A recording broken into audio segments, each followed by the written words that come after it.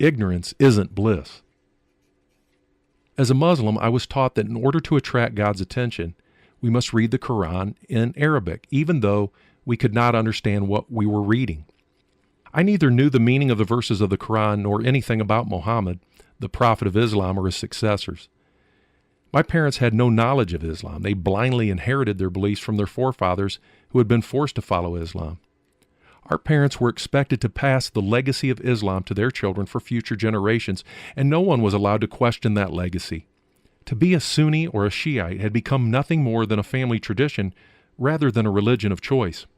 Fortunately, people from both sects in Talesh enjoyed peaceful relationships with each other.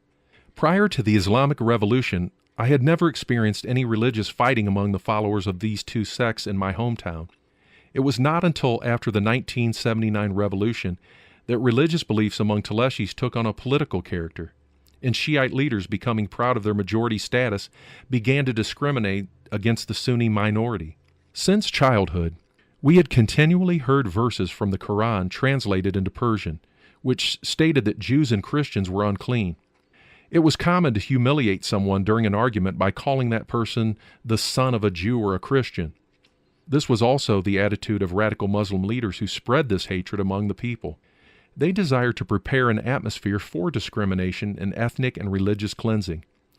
To the shame of Iranians and the cultural tolerance inherited from the ancient kings Cyrus and Darius, this attitude of discrimination is now widespread throughout all of Iran. The war between the Persian culture and Islam has dominated Iran since the invasion and occupation of Arabian Muslims in 633 through 656 AD. There were many times throughout history when the struggle for power between Persia and Islam illustrated the strength of one over the other. However, Iranians were never able to completely rid themselves of the Saudis' hostile culture because of their fearful and sometimes blind obedience to Islam.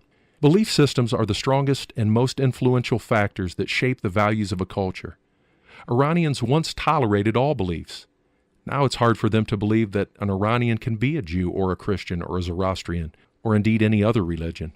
I never knew anything about Christianity, Judaism, or any religions beyond Islam and Zoroastrianism, because Islamic religious leaders teach that Islam is the final and perfect religion brought to finish the work of God on earth. It was not for us to question whether a religion or idea could be superior to Islam, so there was no need to read about any other belief system. The call of a Muslim is one of blind obedience. Death is the penalty for believing the superiority of any other book over the Quran. Islam teaches that no one is able to understand the words of a transcendent Allah, and for an ignorant mortal to presume to compare the words of Allah to another religion is an affront to Islam and worthy of the wrath of man and Allah.